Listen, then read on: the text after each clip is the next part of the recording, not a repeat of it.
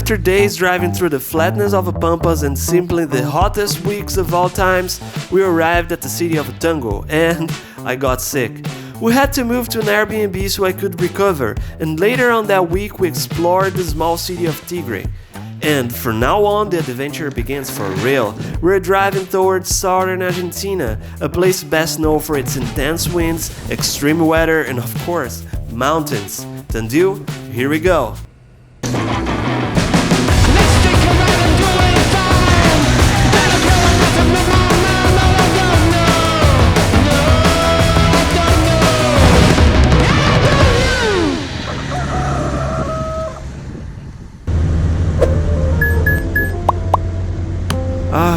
Finally a refresher after a month struggling with those high temperatures.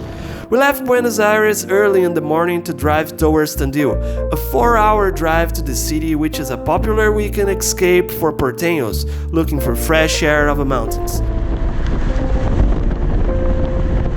I know, that's pretty vague, but I didn't know much more than that.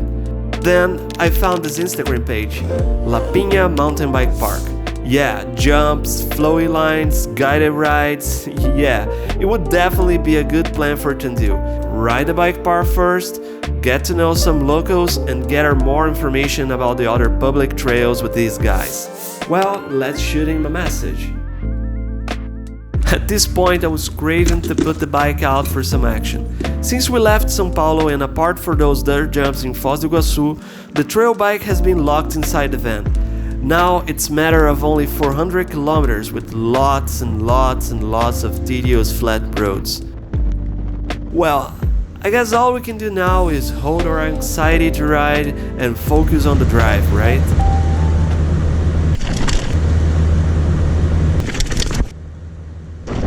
Yeah, lots of flat roads. Absolutely no change inside. You see that? There it is, first mountain in 3,000 kilometers. The feeling of this sudden contrast of a month only seeing pampas through our windows and now having a rocky formation rising on the furthest my eyes could reach, put a smile on my face so big that it was hard to articulate words for a second. Our first mountain abroad. With a population of 120,000, Tandil is a city surrounded by a mountain range and it's known for its natural beauty, outdoor activities, salamin, and lots of monuments. Starting by this huge chair, or this blacksmith statue. There's even a castle at the top of a hill. Castillo Morisco was a Spanish presence to the city in the 1920s, and a great welcome to the city for sure. Look at that view! But nothing can be more impressive than the city's lake. Tandil has simply a huge dam right in the middle of the city, surrounded by a beautiful park where people go to hang out on sunny days. And that's where we parked to sleep our first night. I was a bit concerned having our bikes exposed on the rack behind the van, so we parked next to this construction site by the dam, and they let me lock our bikes to one of their machines, just as a precaution since it was the first time boondocking in a slightly bigger city.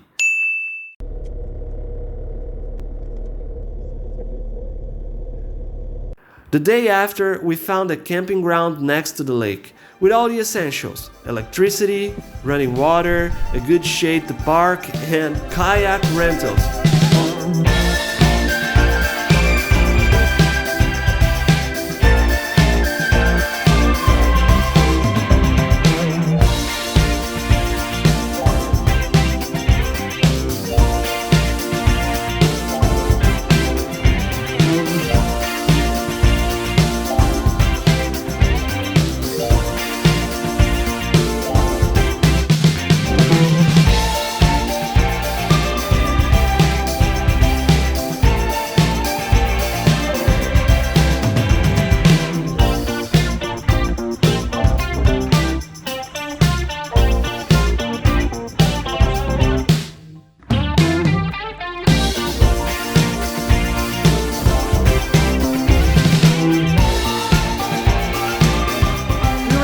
City on the weekend, right after healed from a week of sickness in Buenos Aires, and after weeks driving almost non-stop.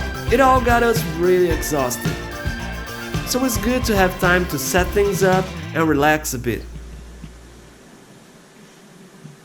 On the following days, I was hired to edit some videos for a big client, and it felt great to be restored and now working for the first time on the strip from the van.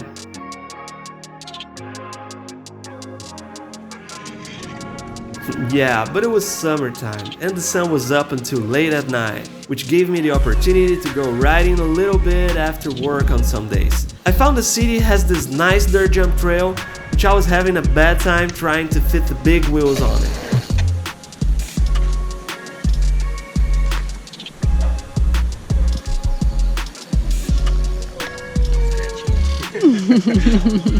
Overall, the jumps were in a really bad shape the time I rode it, but that's not an excuse. I was really rusty from the months of driving only.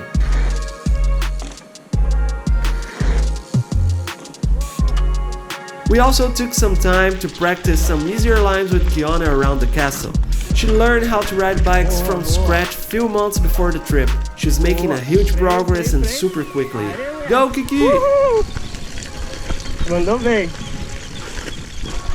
Segura pouco, segura pouco. Aê. Besides these lucky time offs, it rained a lot during this week. I was getting a bit concerned because I would only have this weekend to ride Tandil before drive to our next destination, and I still hadn't heard back from the bike park. With not much success on replies on their Instagram page, it's time to try some backstage help. Back in São Paulo, I have an Argentinian friend that was giving me coordinates for all the possible riding spots around Buenos Aires. That's how I heard about Tandil at first. Fala, bicho, da hora. Pô, você veio em fevereiro aqui então? Cara, eu vou descer lá pra Tandil.